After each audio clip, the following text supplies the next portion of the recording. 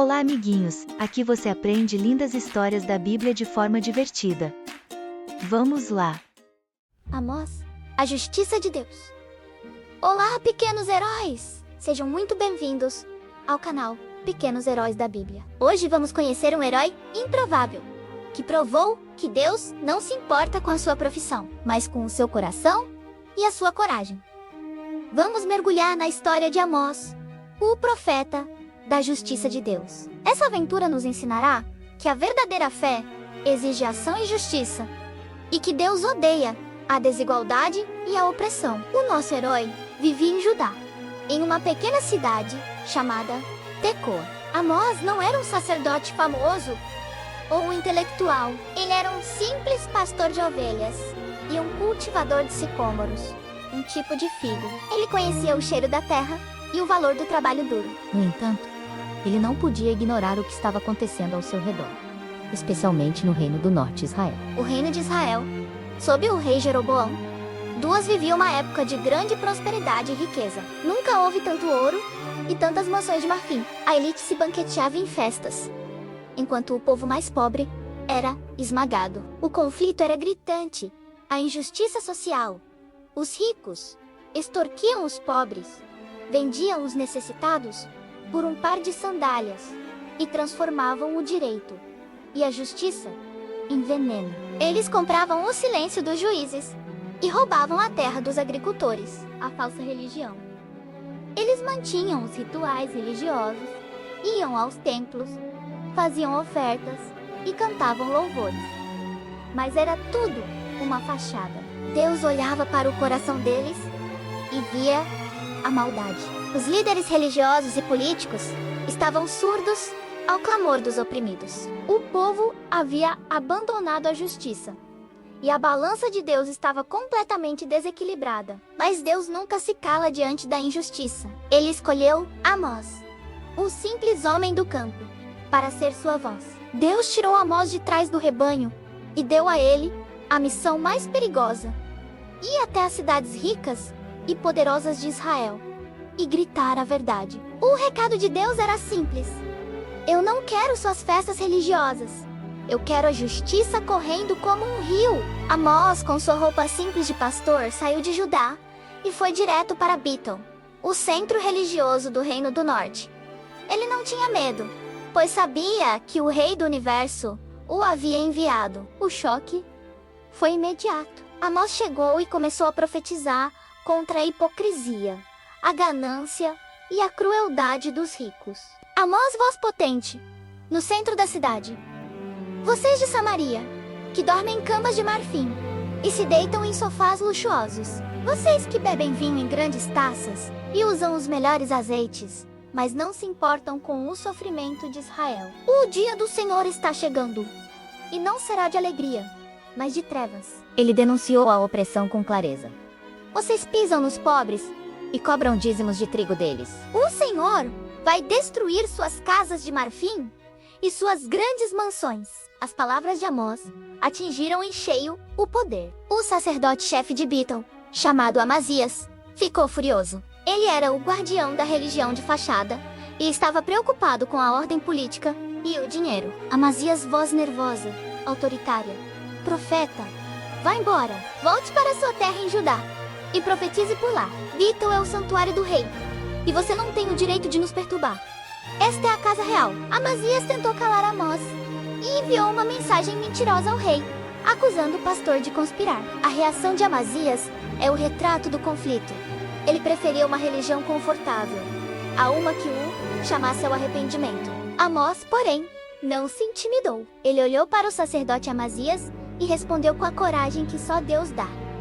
Amós firme: eu não sou profeta de profissão. Eu era um pastor de ovelhas e um cultivador de figos. Mas o Senhor me tirou de trás do rebanho e me disse: vá e profetize ao meu povo Israel. Amós então proferiu um julgamento direto de Deus sobre o sacerdote e sua família. Ele não fugiu da sua missão. Ele nos ensinou que quando Deus nos chama, não importa quem tenta nos calar, a fidelidade é inegociável. Como Amós provava que sua mensagem vinha de Deus, através das visões proféticas. Deus mostrou a Amós, por meio de imagens simples, o seu plano de justiça. Deus mostrou a Amós gafanhotos destruindo a colheita, e depois, um fogo consumindo a terra. O juiz estava vindo. Mas Amós intercedeu. Senhor, perdoa, como Jacó sobreviverá? Sendo tão pequeno, Deus ouviu e suspendeu o juízo. Amós nos ensina a orar pela misericórdia. Deus também mostrou um cesto de frutas maduras, prontas para serem colhidas. Isso significava que o povo estava maduro para o juízo final. Não havia mais como adiar o que estava por vir. Esta foi a revelação mais importante. Deus estava perto de um muro, segurando uma linha de prumo ou prumo. Deus, voz em off. Eu porei o prumo no meio do meu povo Israel. Não passarei mais por eles. O prumo é uma ferramenta de construção. Ele mostra se uma parede está perfeitamente reta. Uma parede torta ou fora de esquadro é instável e vai cair. Deus estava dizendo: eu usei o padrão perfeito da minha justiça, o prumo, para medir a vida deste povo. E eles estão totalmente tortos. Eles não têm estabilidade, pois a justiça deles é falsa. Eu não vou mais consertá-los. Eu vou derrubá-los. O prumo era a certeza de que o juízo não era a raiva, mas a justiça perfeita de Deus agindo. A palavra de Amós era a única coisa reta em um mundo torto. Amós profetizou o castigo final, a destruição da nação e o exílio. Ele até profetizou que o grande terremoto viria, algo tão terrível que seria lembrado por séculos.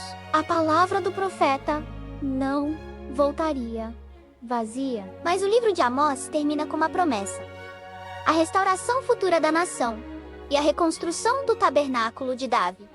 O Deus da justiça é também o Deus da esperança, que sempre traz a redenção após o juízo. Pequenos heróis, que aprendemos com a coragem de Amós e o prumo de Deus.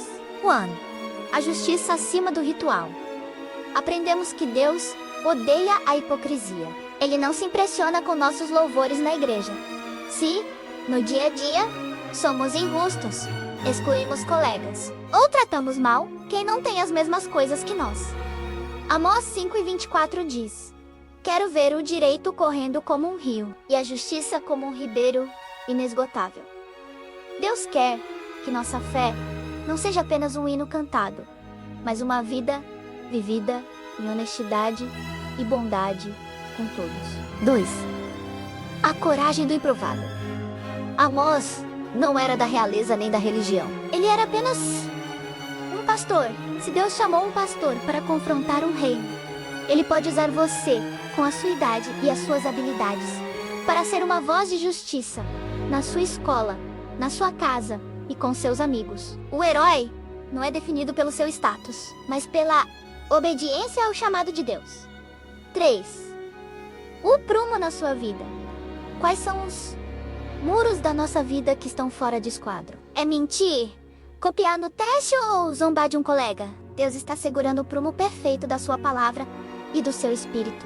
Se nossa vida não estiver alinhada com Ele, ela será instável. Nosso desafio é viver de forma que, quando Deus passar o prumo, a nossa vida esteja perfeitamente reta em justiça, honestidade e amor. E aí, pequenos heróis, gostaram dessa história de coragem e do prumo da justiça? Se você entendeu que a verdadeira fé exige que a gente trate os outros com justiça, curta este vídeo. Inscreva-se no canal para fazer parte da nossa jornada de fé e ative o sininho para não perder nenhuma das nossas próximas aventuras.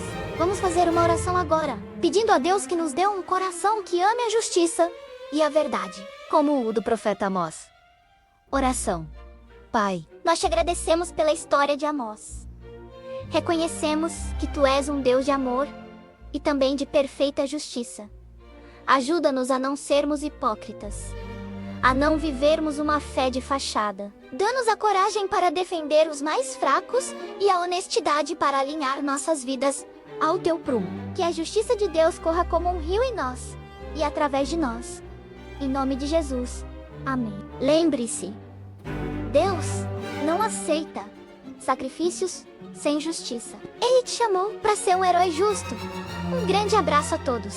Até a próxima, pequenos heróis da Bíblia. Gostou? Para não perder as próximas histórias, se inscreva no canal e ative o sininho.